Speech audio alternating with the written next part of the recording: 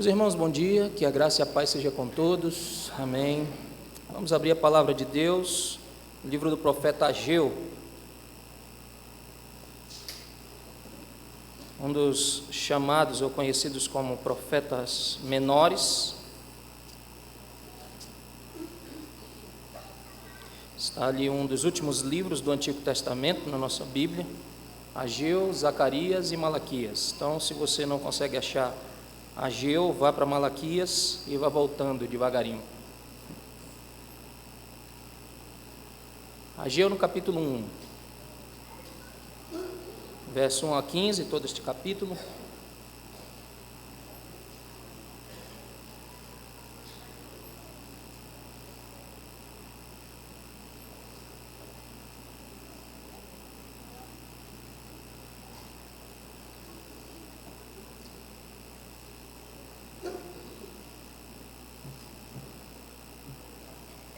No segundo ano do rei Dário, no sexto mês, no primeiro dia do mês, veio a palavra do Senhor por intermédio do profeta Ageu, a Zorobabel, filho de Salatiel, governador de Judá, e a Josué, filho de Josadaque, o sumo sacerdote, dizendo: assim fala o Senhor dos exércitos, este povo diz: não veio ainda o tempo em que a casa do Senhor deve ser edificada. Veio, pois, a palavra do Senhor por intermédio do profeta Ageu, dizendo: acaso é tempo de habitardes vós em casas apaneladas, enquanto esta casa permanece em ruínas? Ora, pois, assim diz o Senhor dos exércitos: considerai o vosso passado, tendes semeado muito e recolhido pouco, comeis, mas não chega para fartar-vos, bebeis, mas não dá para saciar-vos, vestivos, mas ninguém se aquece, e o que recebe salário, recebe-o para pôr num saquetel furado. Assim diz o Senhor dos exércitos: considerai o vosso passado, subi ao monte, trazei madeira e edificai a casa, dela me agradarei e serei glorificado, diz o Senhor. Esperastes o muito, e eis que veio a ser pouco, e esse pouco, quando trouxestes para casa, eu com um assopro o dissipei. Por quê? Diz o Senhor dos exércitos: por causa da minha casa, que permanece em ruínas, ao passo que cada um de vós corre por causa da sua própria casa. Por isso, os céus sobre vós retêm o seu orvalho e a terra os seus frutos. Fiz vir a seca sobre a terra e sobre os montes, sobre o cereal, sobre o vinho, sobre o azeite e sobre o que a terra produz, como também sobre os homens, sobre os animais e sobre todo o trabalho das mãos. Então Zorobabel, filho de Salatiel, e Josué, filho de Josadaque, o sumo sacerdote, e todo o resto do povo atenderam à voz do Senhor, seu Deus, e às palavras do profeta Ageu, as quais o Senhor, seu Deus, o tinha mandado dizer, e o povo temeu diante do Senhor. Então Ageu, o enviado do Senhor, falou ao povo segundo a mensagem do Senhor, dizendo: eu sou convosco, diz o Senhor. O Senhor despertou o espírito de Zorobabel, filho de Salatiel, governador de Judá, e o espírito de Josué, filho de Josadaque, o sumo sacerdote, e o espírito do resto de todo o povo. Eles vieram e se puseram a trabalho na casa do Senhor dos exércitos, seu Deus, ao 24º dia do sexto mês. Vamos orar mais uma vez.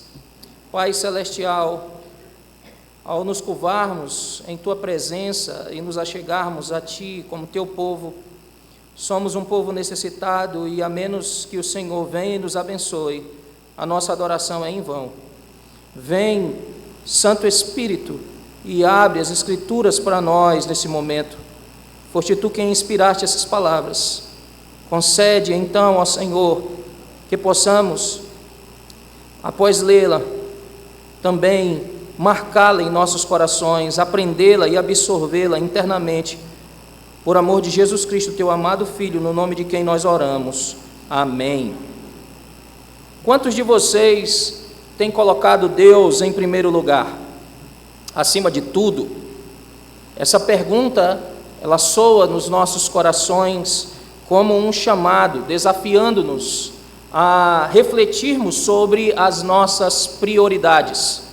Na correria do cotidiano, é muito fácil sermos envolvidos pelas demandas, pelas preocupações, trabalho, família, os nossos projetos pessoais, e em meio a tudo isso, quantas vezes nós damos o lugar central a Deus, aquele lugar que Ele merece? Quantas vezes as nossas próprias ambições, os nossos próprios desejos e até mesmo as nossas preocupações tomam o lugar que Deus merece em nossas vidas, o lugar central? Hoje nós olharemos para essa passagem de Ageu e veremos o que acontece quando nós colocamos as nossas prioridades acima das prioridades de Deus. Quando nós colocamos a nossa agenda acima da agenda do Senhor Deus. Nos dias do profeta Ageu, o povo de Israel havia retornado do exílio babilônico. Eles voltaram para a sua terra, mas em vez de restaurar o templo, eles voltaram-se para reconstruir as suas próprias casas e atender às suas próprias necessidades. Eles achavam que as suas prioridades estavam corretas, a sua agenda era correta, mas Ageu os desafiou duas vezes. Ele fala isso, os desafiou no versículo 5 e no versículo 7, considerai o vosso passado, ou seja, considerai os vossos caminhos. E eles deveriam fazer isso e perceber o que realmente eles estavam priorizando, o que realmente eles estavam dando a prioridade. Será que nós colocamos a vontade do Senhor em primeiro lugar, o reino de Deus em primeiro lugar, ou nós permitimos que os nossos interesses nos afastem do Senhor, nos afastem da sua vontade? Veja, para entendermos essa mensagem, nós precisamos perceber que aqui, após 70 anos no exílio na Babilônia, o povo agora de Israel finalmente recebeu a permissão de retornar para a sua terra. Eles são livres então e retornam para a sua terra, e essa autorização veio do rei Ciro, o persa, que conquistou a Babilônia, e em um ato inesperado, claro, dirigido por Deus, permitiu que os judeus voltassem para a sua terra com uma missão de reconstruir o templo de Deus em Jerusalém. E liderados por Zorobabel, como lemos, um remanescente do povo de Deus volta então para a terra prometida com a missão de restaurar o templo e, portanto, o culto ao Senhor no local em que fora destruído pelo rei Nabucodonosor. Nabucodonosor destrói o templo décadas antes, e agora, então, Ciro, o persa, que derrotou a Babilônia, diz para o povo voltar para a terra e reconstruir o templo. E ao chegarem, então, eles começam bem. Eles têm zelo, eles têm entusiasmo, eles lançaram as bases do templo e iniciaram a reconstrução. Porém, as dificuldades logo surgem, e quando as dificuldades surgem, a oposição dos povos vizinhos, a falta de recurso, o cansaço começa a minar as forças desse povo. Com o tempo, o compromisso inicial, esse zelo, esse vigor, essa empolgação de reconstruir o templo deu lugar a uma nova prioridade. Eles então tiram o foco daquilo que Deus ordenou e eles começam então a focar em uma coisa: o conforto pessoal. E ao invés de continuar a obra do Senhor, cada um então começa a cuidar da sua própria casa, dos seus próprios afazeres, cuidando e buscando estabilidade e bem-estar para as suas próprias moradias. E em vez de um templo para Deus, eles ergueram então habitações para si, habitações confortáveis, luxuosas, colocando seus interesses então acima do compromisso com o culto ao Senhor. E foi exatamente nesse contexto que Deus enviou o profeta Ageu para confrontá-los. E qual era a missão de Ageu? A missão de Ageu era fazer com que o povo de Deus reconsiderasse as suas prioridades. Eles plantavam muito, eles colhiam pouco, eles trabalhavam arduamente, mas o fruto do seu esforço parecia nunca ser suficiente. Trabalhavam e parece que nunca era suficiente. Era como se todo esforço pessoal fosse em vão, fosse inútil. E Ageu revela a razão disso. a desobediência ao Senhor e a negligência com o culto ao Senhor impediam que Deus abençoasse plenamente o trabalho das mãos do povo. Deus escolhe Ageu, então, um profeta pouco mencionado, mas com uma mensagem poderosa e uma mensagem urgente. Veja, se você, numa sentada, lê todo esse livro, e eu aconselho você, após aqui, na tarde do dia do Senhor, pode ler este livro inteiro, em apenas 4 meses, Ageu trouxe 4 sermões que ecoam até hoje. Então, nessa passagem, a sua mensagem é clara: considerai os vossos caminhos, considerai os vossos passados, pensem nessas coisas. Esta expressão era um chamado ao arrependimento, era um chamado à reflexão, a fim de que o povo então entendesse que nada, absolutamente nada em suas vidas traria a verdadeira prosperidade, a verdadeira felicidade, enquanto Deus fosse negligenciado. A mensagem, embora dirigida ao Israel pós-exílico naquela época, ela é certamente atemporal. Ela nos lembra que prosperidade verdadeira, tanto espiritual, quanto física, quanto material, acompanha aqueles que colocam Deus e os seus propósitos acima de tudo. Portanto, nesse trecho, nós aprenderemos que Deus exige ser prioridade na vida do seu povo. Sim, nós veremos que Deus exige ser prioridade na vida do seu povo, explorando os 3 pontos principais destacados pelo próprio texto que nós temos aqui. O primeiro ponto está nos versos de 2 a 4, onde nós vemos uma declaração surpreendente. Nós veremos como o povo de Deus negligencia a reconstrução do templo aqui, priorizando as suas próprias casas, seu próprio conforto e declarando: não é tempo de reconstruir a casa do Senhor.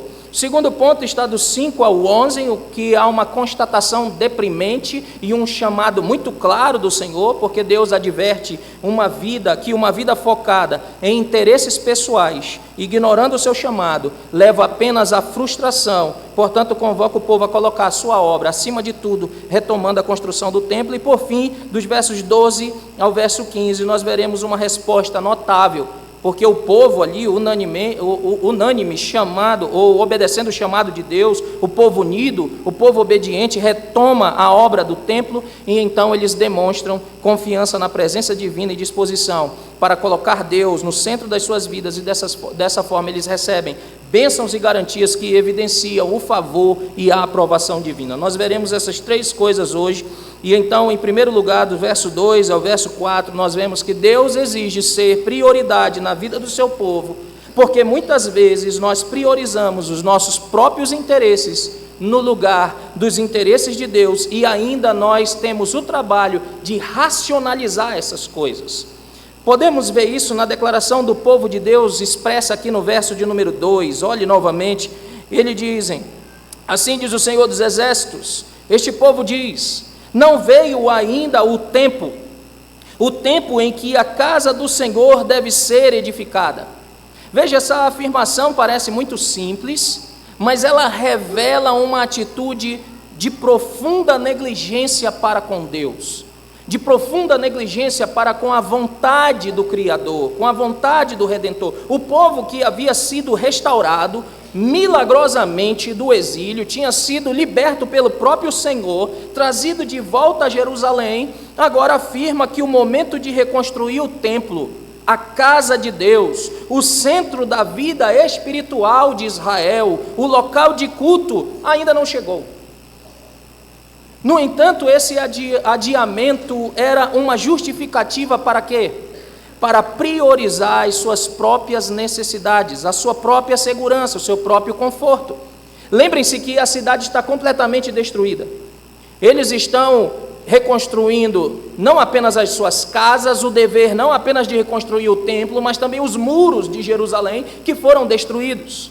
Então o povo está como se eles estivessem vulneráveis, e Deus então liberta-os do cativeiro babilônico com uma missão de voltar e, em primeiro lugar, reconstruir o templo, reconstruir o centro da adoração, da religião de Israel.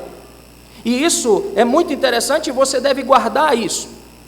E em vez deles se dedicarem ao chamado divino de restaurar o culto, de restaurar a adoração, antes mesmo de buscarem a sua própria segurança, como reconstruir os muros, antes mesmo de buscarem o seu próprio conforto, reconstruindo as suas casas, eles deveriam reconstruir o templo, o culto a Deus, e assim eles deveriam então confiar no Senhor, que o Senhor olharia para as suas próprias necessidades, para a sua segurança, para o seu conforto, e ocuparam-se então em que, ao invés de se ocuparem no serviço a Deus, eles se ocuparam em erguer moradias luxuosas para si, construções enormes, vivendo então em casas revestidas de madeira de cedro, símbolo naquela época de riqueza e de status. Observe então que a expressão que eles dizem não é tempo de reconstruir o templo é na verdade uma desculpa que coloca os seus interesses pessoais acima dos interesses de Deus. E por que eles fazem isso? Porque lhes falta fé. Eles não vivem pela fé, como disse Abacuque, o meu justo viverá pela fé. E se a alma dele retroceder, Deus não se agrada, como nós vemos na Escritura também. Historicamente, irmãos, nós sabemos que eles enfrentaram muitos obstáculos, como oposição dos samaritanos, eles enfrentaram dificuldades políticas, mas esses obstáculos não justificavam um abandono parcial ou completo da obra divina, daquilo que Deus havia dito para que eles fizessem. Eles haviam permitido que o medo, que as dificuldades justificassem uma mudança de prioridades. Mas Deus envia Ageu e Ageu expõe a verdade. O problema deles não era a falta de tempo. O problema deles era a falta de disposição no coração para obedecer à vontade do Senhor. E esse padrão de racionalização e posicionamento acerca do reino de Deus, que coloca o reino de Deus em posição secundária, é recorrentemente denunciado nas Escrituras.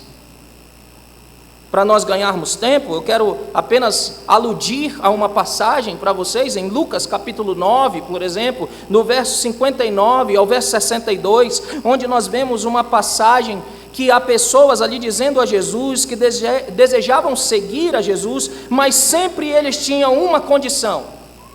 Sempre eles quiseram seguir o Senhor, mas de maneira secundária. Primeiro eles precisariam fazer algo, sempre racionalizando, sempre levantando questões, maquiando o pecado de relegar Deus e o seu reino a segundo plano, quando eles diziam, deixe-me primeiro sepultar o meu pai, ou então, deixe-me primeiro despedir-me dos que estão em minha casa, ou eu casei, deixe-me pelo menos tirar o tempo do casamento, ou comprei uma junta de bois, deixe-me verificar primeiro. E Jesus estava dizendo para que eles seguissem o Senhor. E Jesus responde com firmeza ali que aqueles que colocam condições ou prioridades pessoais antes do reino de Deus não são aptos para o reino de Deus. Jesus deixa muito claro, e essa tendência de justificar, de racionalizar o adiamento das prioridades do reino de Deus com desculpas racionais, mas vazias, sem fundamento, é uma marca clara da natureza decaída do homem. Sempre justificando, nunca se arrependendo. Hoje, muitos de nós podemos cair nessa armadilha. Muitos de nós podemos ser engoldados por essa armadilha e dizemos, quando eu tiver mais tempo, quando eu tiver mais estabilidade financeira, quando os meus filhos crescerem, quando eu me formar, quando eu crescer mais um pouco, ou tiver um pouco mais de estabilidade, então vou servir o Senhor com mais dedicação. E então eu me dedicarei naquilo que o Senhor quer, mas por enquanto isso fica em segundo plano. Essas são as mesmas racionalizações que o povo de Israel usava, de maneira diferente, mas são as mesmas. E Ageu, assim como Jesus, nos confronta então com a verdade de que Deus exige prioridade em nossas vidas, aqui e agora, não quando for mais conveniente. Deus exige ser prioridade em nossas vidas, aqui e agora, não quando for mais conveniente para mim. E assim a declaração surpreendente do povo aqui, ao dizer não é tempo, nos mostra como frequentemente nós racionalizamos as nossas prioridades, que são egoístas, colocando o conforto pessoal acima do chamado divino para buscar em primeiro lugar as minhas coisas, os meus desejos e não o reino de Deus e a sua justiça. Deus não apenas deseja ser uma prioridade, mas Ele exige que seja a prioridade suprema na vida do seu povo, pois somente assim nós experimentaremos a verdadeira satisfação e as bênçãos que Ele promete. Portanto, esse texto está nos ensinando que Deus exige ser prioridade na vida do seu povo, porque muitas vezes nós priorizamos os nossos próprios interesses no lugar dos interesses de Deus e ainda racionalizamos com isso. Mas não para por aí. O texto também ensina que Deus exige ser prioridade na vida do seu povo, porque uma vida que prioriza os interesses pessoais acima dos de Deus e ignora o principal propósito do homem, só leva à frustração e tristeza. Após expor a futilidade de uma vida voltada para os interesses pessoais, Deus vem e convoca o seu povo a refletir sobre as suas escolhas, avaliar as suas prioridades. Volte-se novamente para o verso de número 5, como apontei, e o verso de número 7, quando o Senhor fala por meio do profeta, considerai o vosso passado. E no verso 7, finalzinho novamente, considerai o vosso passado, considerai os vossos caminhos. Essa é uma frase, é uma exortação para que eles parem, para que eles pensem, para que eles analisem o resultado das ações deles. Que resultado essas ações têm trazido? Vocês têm agido assim até agora, que resultado vocês têm colhido? O Senhor chama-os para racionalizar essas coisas. Todas as ações deles são voltadas para eles mesmos. Essas são as ações até agora. E então o Senhor diz, pensem agora que todas as ações voltadas para vocês mesmos, para os desejos de vocês mesmos, para construir tudo o que vocês querem, qual o resultado disso? O Senhor então pergunta, se voltem para os interesses de Deus, porque são melhor. Então Deus aponta que a insatisfação, a frustração deles não são coincidências, são de fato uma consequência dessa prioridade invertida. Eles estão buscando aquilo que desejam e estão recebendo aquilo que não desejam. Ao negligenciarem a construção do templo e, portanto, o culto a Deus, e focarem em suas próprias casas, eles estavam ignorando o propósito divino, e dessa forma, então, os seus esforços eram em vão. Veja, o verso 6 deixa muito claro isso. Tende semeado muito e recolhido pouco. Comeis, mas não chega para fartar-vos. Bebeis, mas não dá para saciar-vos. Vestivos, mas ninguém se aquece. E o que recebe salário, recebe para pôr num saco furado, ou num saquetel furado. Não dá. O texto ilustra que por mais que o povo investisse em comida, investisse em bebida, investisse em roupas, nada parecia suficiente, porque a prioridade estava invertida. E quando essa prioridade está invertida, o Senhor está mostrando muito claramente que todo o esforço será vão.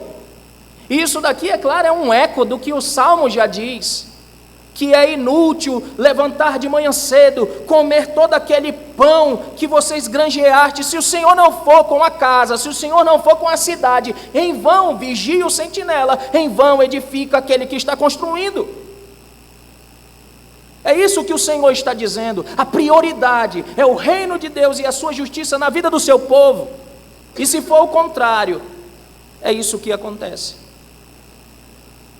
Muito esforço, pouca colheita. Muito trabalho que não vale a pena. Tudo que eles possuíam, note isso, até o pouco que eles tiveram, veja o que acontece. Tudo aquilo que eles conseguiam com muito esforço, que já era pouco, porque eles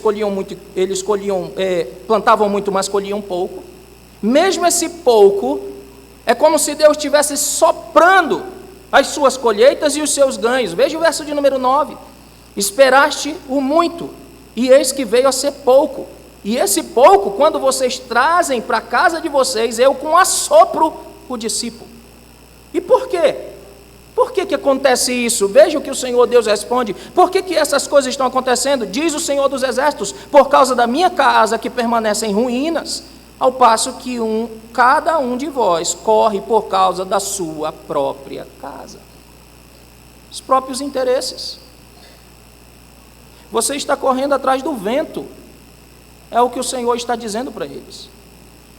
As colheitas deles não tinham ganho algum, e o ganho que tinha, Deus soprava, e eles não colhiam absolutamente nada. Isso nos lembra do princípio estabelecido por Jesus em Mateus capítulo 6, verso 33. Buscai primeiro o reino de Deus e a sua justiça, e todas as coisas vos serão acrescentadas. Quando Deus é deixado de lado, irmãos, até o que parece mais promissor, perde o valor. Perde o valor, pois os propósitos de Deus não podem ser substituídos por nossas realizações pessoais. Não podem. Você está em busca de algum sonho, e você, em detrimento da vontade de Deus, das coisas de Deus, você tem vontade disso, e você, em detrimento do culto, em detrimento dessas coisas, você então simplesmente nega isso em busca dessas coisas. Você está colocando o reino de Deus e a sua justiça em segundo plano. E é por isso que todo o esforço está parecendo inútil, está parecendo vão, está parecendo distante você chegar onde você quer. Porque você relegou Deus a segundo plano. E é interessante porque Deus é tão bondoso que ainda dá instruções específicas para eles. Vocês querem que a coisa mude? Veja o verso de número 8, olha o que ele diz. Vocês querem que as coisas mudem? Então subam o monte, tragam madeira e edifiquem a casa, dela eu me agradarei e serei glorificado, diz o Senhor. É isso que vocês devem fazer. Primeiro buscar me agradar, e então as coisas vão começar a andar. Aquela engrenagem que não está andando, ela vai começar a girar, e até mesmo você verá que as tuas prioridades mudarão, porque você vai se alinhar com a vontade do Senhor, e não vai estar mais seguindo o teu coração enganoso e corrupto. Então Deus está dizendo: olha, vocês esqueceram a minha casa, eu aconselho vocês a fazer o seguinte: subam o monte, tragam madeira e reconstruam a casa que eles negligenciaram, que eles disseram lá no verso de número 2 que não era tempo para fazer.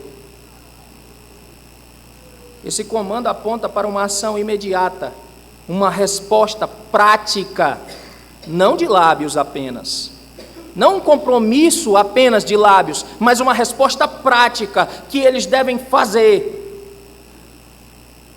que demonstraria de fato o arrependimento e a obediência deles. O Senhor deixa claro que enquanto a sua casa, o seu templo, estiver em ruínas, o povo não experimentaria verdadeira satisfação. Não experimentaria. Então esse chamado de Ageu é um alerta constante de que, ao viver focados em nós mesmos, nas nossas próprias coisas, nos nossos próprios desejos, nas nossas próprias realizações, enquanto nós estivermos focados em nós mesmos, nós somos inevitavelmente levados à frustração. Frustração, insatisfação, falta de contentamento, porque nós estamos focados em nós mesmos. Nós fomos criados para ter Deus no centro das nossas vidas, irmãos. E qualquer tentativa de encontrar propósito, encontrar sentido fora dele, só levará à frustração, a um vazio, à insatisfação, à falta de contentamento. Todas as realizações que você puder ter, se Deus não for o centro da sua vida, será refúgio, inútil. Em nossa sociedade contemporânea, marcada pela valorização do consumo, do status social, das conquistas materiais, essa lição é mais relevante do que nunca. Todos nós conhecemos exemplos, talvez próximos até de nós, de pessoas que alcançaram grande sucesso financeiro, de pessoas que alcançaram notoriedade social, mas que ainda vivem como se estivessem vazias e satisfeitas. Tem tudo o que o dinheiro pode comprar, mas ainda vivem insatisfeitas. E é impressionante isso, né? É uma ironia. O rico tem tudo o que o dinheiro pode comprar e ainda vive insatisfeito. O pobre não tem tudo o que o dinheiro pode comprar e vive insatisfeito. Porque as prioridades, as agendas estão distorcidas. E para o rico ou para o pobre, se essas coisas não forem ajustadas, a falta de contentamento sempre vai ser presente. As insatisfações sempre serão presentes. Sempre. Hoje a mídia e a cultura popular promovem a ideia de que a felicidade é alcançada pela aquisição de bens, pela aquisição daquilo que você tem, pelo sucesso profissional, pelo reconhecimento público das coisas. No entanto, histórias frequentes de celebridades, e você conhece muitas vezes algumas delas, histórias de celebridade de pessoas influentes que mesmo com grande riqueza e fama confessaram sentimento de solidão, de desprezo, evidenciaram superficialidade das promessas que esse mundo dá, se lançaram nas drogas, morreram por overdose, estão se lançando no álcool porque não alcançaram o verdadeiro valor da vida, porque o propósito final do homem é viver para Deus. E enquanto ele não entender isso, não há absolutamente nada neste mundo que possa preencher estas coisas. Você vai ter conquistas, as pessoas vão te reconhecer, vão te aplaudir, você vai ter tudo, e ao mesmo tempo nada. Porque todas estas coisas são passageiras, são temporais. O ladrão pode roubar. Um fenômeno da natureza pode levar em segundos aquilo que você construiu em anos.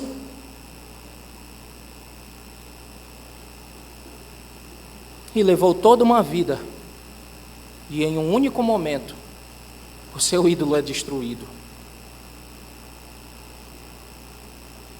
Muitos, na busca incessante por preencher suas vidas com posses, com status, acabam se sentindo perdidos, desorientados e emocionalmente esgotados. E não é à toa que na nossa época nós temos tantas pessoas com depressão, tantas pessoas com ansiedade, tantas pessoas com síndrome do pânico.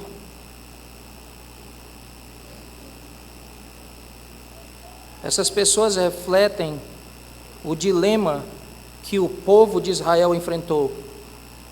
Depositaram todas as suas energias em reconstruir a sua própria vida, as suas próprias casas revestidas em priorizar os seus próprios desejos, mas negligenciaram a vontade de Deus, a vontade do Criador e Redentor. Negligenciaram tudo isso. Colocaram outras coisas como significativas e prioritárias no lugar de Deus. Ageu nos ensina que a verdadeira paz e realização não vem das posses ou das realizações humanas, mas sim de uma vida alinhada aos propósitos de Deus. Considere a sua vida hoje. Sua vida está alinhada aos propósitos de Deus? Os teus propósitos, os teus desejos, os teus desígnios? Será que o que você está construindo hoje não está roubando alguma coisa que é devida a Deus? O tempo, o dinheiro, estar com a família, com o povo de Deus.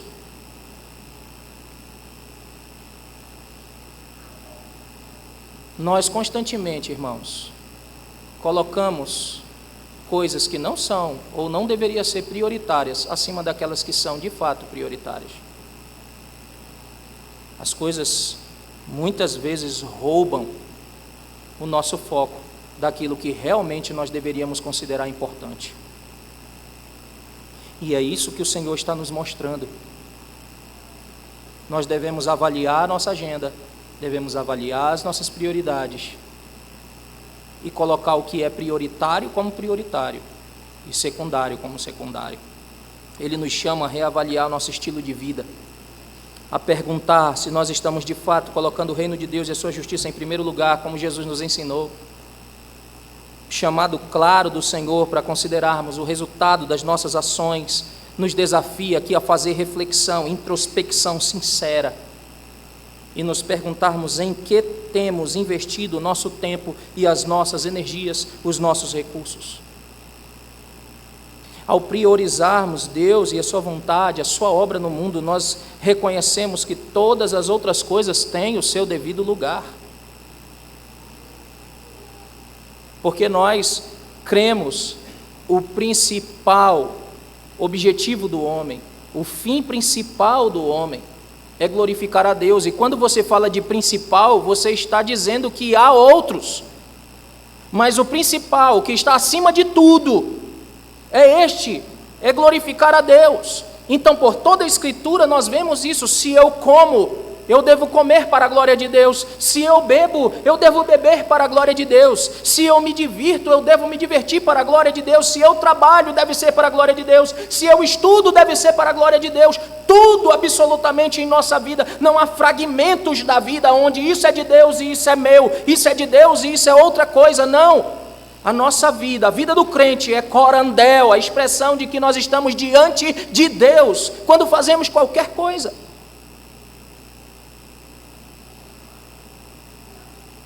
Nós devemos priorizar o Senhor e colocar no seu devido lugar todas as coisas que estão substituindo as coisas principais e por isso estão roubando a nossa paz e o nosso contentamento.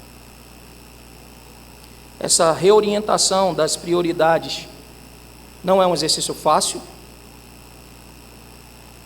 e não é um exercício que é feito uma única vez. É um exercício diário, constante, reavaliando sempre quais são as prioridades e reorientando, porque por causa da velha natureza, sempre nós estamos em uma linha e de repente estamos nos desviando dela. Quando nós respondemos ao chamado de Deus por meio do profeta, e nós buscamos a Deus acima de tudo, nós certamente experimentamos o contentamento que só Ele pode dar. O povo não estava experimentando. A bênção de Deus não é medida por prosperidade material, irmãos. Não é. Mas por uma paz que excede todo entendimento. Uma vida de propósito. Uma vida de alegria. Que apesar das circunstâncias, ela perdura.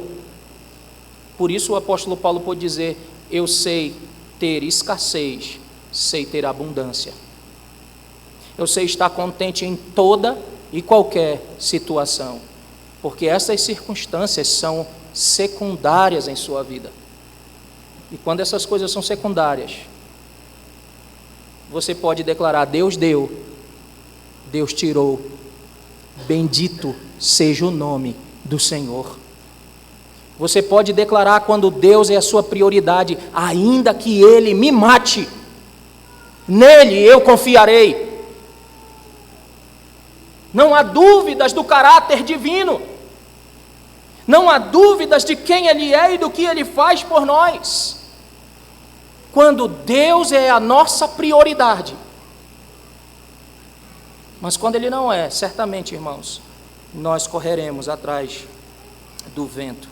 Deus nos lembra que ao colocá-lo acima dos nossos próprios interesses, nos tornamos participantes da sua obra e nós desfrutamos então da verdadeira satisfação que só Ele pode conceder. E esse é o desafio de Ageu, uma vida onde Deus é prioridade, não apenas em palavra, mas em ação e ação diária.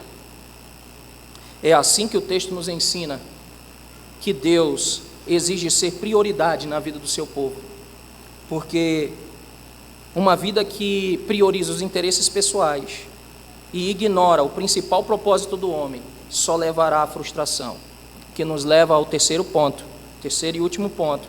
Finalmente, aqui dos versos de número 12 a 15, nós temos o ensino de que Deus exige ser prioridade na vida do seu povo, porque responder positivamente ao chamado de Deus resulta em bênçãos e garantias que evidenciam o favor e a aprovação divina.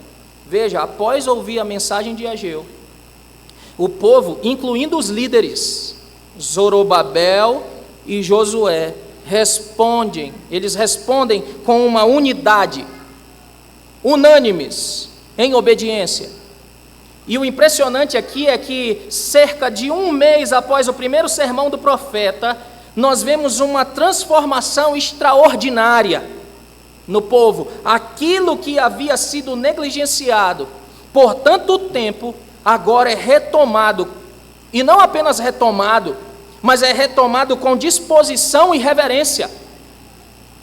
O texto deixa muito claro, veja, o verso de número 13, então Ageu, o enviado do Senhor, falou ao povo, segundo a mensagem do Senhor, dizendo: eu sou convosco. E é o que acontece? O Senhor despertou o espírito de Zorobabel, filho de Salatiel, governador de Judá, o espírito de Josué, filho de Josadaque, o sumo sacerdote, e o espírito do resto de todo o povo.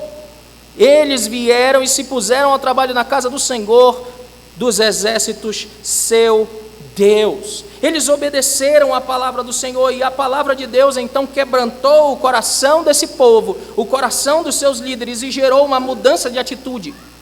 E o resultado foi o reinício da obra da construção que estava parada. Então essa resposta unânime reflete aqui, irmãos, uma verdadeira submissão ao chamado divino, um abandono das desculpas, das racionalizações anteriores feitas, e um compromisso renovado com a obra, com a vontade de Deus, com o reino de Deus e com o próprio Deus. Agora veja que o texto destaca três elementos centrais da resposta do povo. Eles dão uma resposta e há três elementos nesse texto, note comigo. O primeiro está no verso de número 12. Há um sentimento de unidade. A resposta é unificada, é unânime. Verso 12, então Zorobabel, filho de Salatiel, e Josué, filho de Josadaque, o sumo sacerdote, e todo o resto do povo atenderam a voz do Senhor seu Deus e as palavras do profeta Ageu, as quais o Senhor seu Deus o tinha mandado dizer, e o povo temeu diante do Senhor. Há o elemento aqui de unidade. E esse aspecto coletivo da obediência demonstra a importância da unidade do povo de Deus.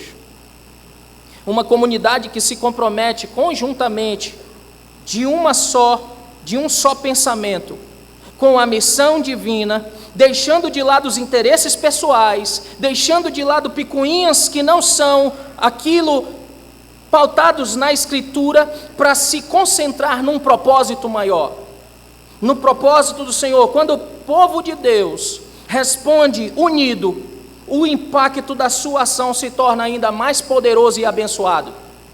A Escritura deixa claro que onde o povo está unido, ali o Senhor ordena a bênção.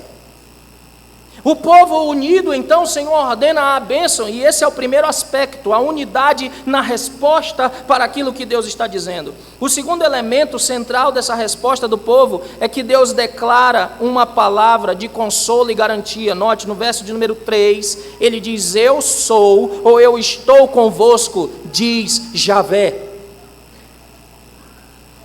Ou diz o Senhor, como está aqui na nossa tradução, todas as vezes, se você não sabe, quando aparece a palavra Senhor em caixa alta, tudo maiúsculo, é o nome, o tetragrama, Javé, Jeová ou Iavé, o Deus do pacto. Então ele está dizendo que o Deus do pacto é com eles. Essa frase ela é profundamente significativa, irmãos, pois no contexto das Escrituras representa uma promessa da presença protetora e fortalecedora do Senhor. Vocês lembram que eles estão sem muros? Vocês lembram que eles estão sem casa? Então essa palavra aqui é fundamental. Eu sou convosco. Eu sou convosco, diz o Senhor, o Deus da aliança. E isso daqui que está compacto, nós poderíamos passar um tempo mostrando o que o povo deveria lembrar, desde o início, de como Deus livrou o seu povo tantas e tantas e tantas vezes. Eu sou convosco. Então, sabendo que o próprio Senhor está com eles, o povo encontra força, encontra coragem para enfrentar os desafios da reconstrução. E o que antes parecia impossível, parecia desanimador, se torna agora viável. Esse princípio é constante ao longo das Escrituras, irmãos. Deus encoraja Josué com uma promessa, lembram? Josué 1:5, eu estou contigo, ser forte. Cristo também faz isso com os seus discípulos, quando envia os discípulos a uma missão em Mateus: eis que estou convosco todos os dias, até a consumação dos séculos. Esse é o princípio de constante que nós temos. Então nós temos o elemento da unidade, nós temos um elemento da presença e da promessa santificadora de Deus e abençoadora de Deus, e por fim nós temos um terceiro elemento aqui ainda na resposta do povo. O Senhor desperta o espírito do povo, no versículo de número 14, como nós já lemos. Eles então renovam o seu trabalho, o seu desejo de servir e trabalhar na obra do templo. É Deus quem faz isso. O coração do povo então é movido para agir. Uma evidência clara de que Deus não apenas chama, mas também Deus capacita aqueles que lhe obedecem. Esse entusiasmo renovado nos ensina, irmãos, que uma resposta de fé genuína é sempre acompanhada por um novo ânimo e determinação, sempre.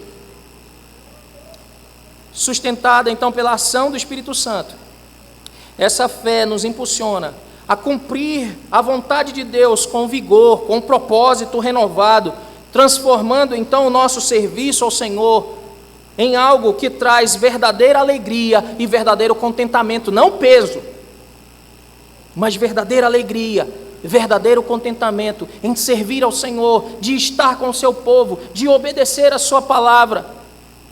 A disposição do povo de Israel para retomar a obra do templo aqui após anos de negligência nos mostra que quando nós abrimos o coração para a direção divina, para a palavra de Deus, e nós respondemos a ela positivamente em obediência, Deus infunde em nós, por assim dizer, um espírito renovado. E isso daqui, enquanto eu lia, eu só lembrava da oração do salmista, dizendo: cria em mim, ó Deus, um coração puro, e renova em mim um espírito inabalável, um espírito reto, um novo espírito. E note que 3 vezes é falado no verso de número 14, Deus renovou esse espírito.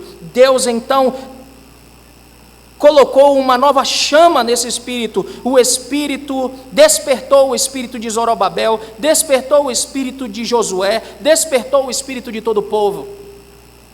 Houve um despertamento. Deus infunde em nós então, pela obra do seu espírito, isso. E uma vez, ou em vez de nós deixarmos paralisar-nos pelas dificuldades ou desculpas, nós então somos renovados e capacitados a agir com confiança, certos de que a nossa obediência, ela não depende apenas da nossa força, mas é sustentada pela presença e pela ajuda constante do Senhor. Eu sou convosco, e Deus renova o nosso espírito. Então a resposta do povo também nos lembra da importância da unidade. Como já falei, ao nos colocarmos à disposição de Deus com fé e proatividade, irmãos, juntos nós experimentaremos o seu favor. Assim como o povo de Israel em Jerusalém trabalhou lado a lado na reconstrução do templo, a nossa caminhada cristã também é fortalecida quando nós respondemos à palavra de Deus coletivamente, ao chamado de Deus. E a igreja, como corpo de Cristo, encontra então a renovação e encontra o crescimento espiritual que todos os membros devem desfrutar, devem experimentar. Quando todos os membros se dedicam a um único objetivo comum. E uma das coisas que nós devemos entender, e para ilustrar bem isso, esses dias, há um tempo atrás eu estava lendo isso de novo, essa ilustração. Às vezes há pessoas que querem afinar um piano desafinado pelo outro, mas você não afina um pelo outro, você afina um único diapasão. Se você tem 10 pianos desafinados, você não afina um primeiro e então o segundo você vai afinar por ele. Não é assim que funciona. Você pega um único diapasão e afina os 10 pianos a esse único diapasão. E é isso que deve acontecer. Nós não devemos estar afinados à vida uns dos outros, mas todas as nossas vidas devem estar afinadas a um único diapasão, e dessa forma então nós viveremos em harmonia. Nós viveremos em unidade. As nossas brigas e as nossas diferenças, então, elas se tornarão mínimas. Os nossos gostos pessoais se tornarão mínimos, porque nós estaremos afinados a um propósito muito maior do que eu ou do que você. Um propósito que é macro e não micro. E é isso que Deus estava fazendo nesse povo. Ninguém mais buscava apenas os seus próprios interesses, as suas próprias casas.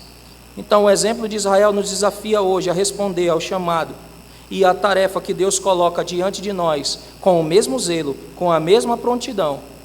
Nós vivemos em um mundo que oferece inúmeras distrações, irmãos.